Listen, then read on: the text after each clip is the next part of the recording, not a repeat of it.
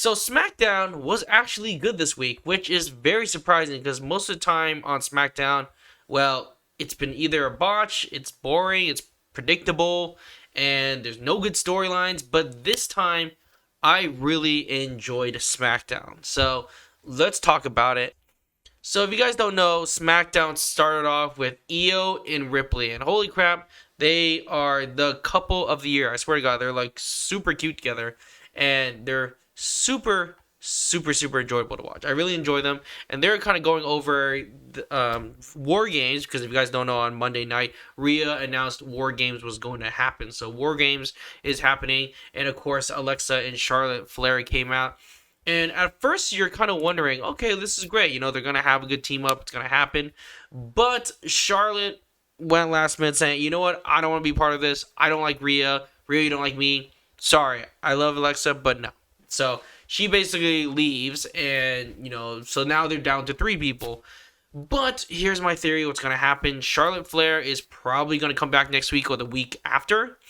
And basically, she's gonna be like, "Never mind. You know what? I'm gonna do this. Let's make it happen." And they've done this before. Like I think last year War Games, it felt like it was kind of similar to that, where like CM Punk didn't really trust Roman Reigns, but you know they ended up winning the whole thing. So I think there'll be something similar with Charlotte Flair will go back because dude, she was having such a good time with Alexa as a tag team, and then she was likable. She's just not gonna give that up, you know. Like Charlotte Flair just being a heel after, that doesn't really make sense to me. I don't think that's gonna happen.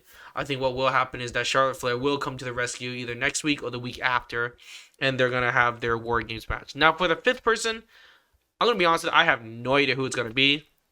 I have no speculation. My brain doesn't even work, and I can't even think who it is. Honestly, they're doing a really good job this year in hiding the 5th person, and we'll get to the next part about that. But so Flair walks out of Ripley and Io, which you know is kind of really sad. The match with Jey Uso and Miz, I was very disappointed. I honestly thought Jey Uso was going to lose. I wanted Miz to win because Miz actually has a history with John Cena, but that didn't happen. So I was a little disappointed in that. Wasn't really a fan. I love Jey Uso, but I don't know. I'm getting a little Jey Uso fatigue, if you know what I mean. So that's been kind of disappointing. And of course, with LA Knight, we all thought Joe Hendry was going to take it because he was just signed by WWE. Fortunately, he did not come out. I was very disappointed. I have a video on it. I made a reaction video kind of on my Instagram about it, so you guys can check that out. And very disappointed. It was not. Instead, which I think it's great too, but I'm going to be honest with you, I didn't grow up with Zack Ryder. But it's Zack Ryder, guys. So the last time we saw him was 2020 because he was laid off from WWE. But it looks like now he is back, and he's Chelsea Green's husband, so that makes it extra exciting. But he's back. Unfortunately, he lost to LA Knight, but I think it's good that he lost. He didn't really need to win, to be honest. But, you know, it's great that Zack Ryder's back. I mean, I guess I'm pretty excited. I guess I'm happy for him, most likely. Dragunov defeats Axiom. Didn't really care too much. I actually don't really care about the USA titles much. It's not really appealing to me, so, of course, Dragunov, of course, won the match, and then the Sami Zayn came. Well, Sami Zayn later called out Solo, which is another thing. I'm also kind of like soloed out. Oh, not Solo. Sami Zayn. I don't really care for Sami Zayn too. I was kind of like whatever's about it. But whatever. They had their own fight with Shinsuke with the Motor Machine Guns and what's the name, Ray Phoenix.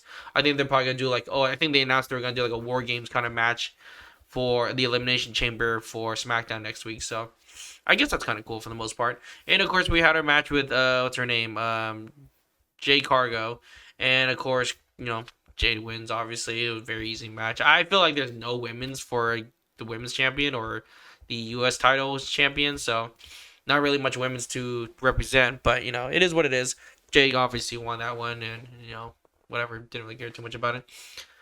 And of course, the last match with Rhodes versus Bronson Reed. That was actually a really cool, surprising ending. I actually really liked the ending. Well, as you guys know, Drew McIntyre came back even though he was suspended. And he now is joined the Vision. And I think this is a super strong team. You got Logan, the Bronze, and Drew McIntyre. And I think the next one's supposed to be Brock Lesnar. I think that's what they're teasing. So, I'm not teasing, but I think that's the speculation that everyone's going for. Which is going to be pretty crazy because, this team is pretty strong, right? Imagine Seth Rollins was actually still there. I feel like that would have been a really stacked team if Seth Rollins was there. But unfortunately, he's not because, he's injured and stuff like that. And, of course, Jimmy joins the team with Team CM Punk. I thought it was going to be Roman, but it might be Roman. They have one more spot left, so it's either Roman or John Cena, because John Cena was promoted on the Survivor Series, and so was Roman. So one of those guys is going to be part of it. I think what could happen is Roman Reigns will either show up next week or the week after and be like, "Oh, I'm teaming up with you," or the opposite, right? John Cena could just join and go in there, but I don't know what John Cena is doing, to be honest, so I don't really know how it's worked. In terms of the Vision team, it's either Brock Lesnar. They said it was Austin Theory, but I feel like that wouldn't really make sense too much. I think it probably will be Brock Lesnar. That'd be pretty insane. That would be pretty stacked for sure if it was Brock Lesnar. But I don't know. I don't know how they're going to do about it. That's just way too much craziness. But anyways, what do you guys think about this week? Are you guys excited for War Games? And did you like this week's episode? Let me know in the comments and see you next video. Peace.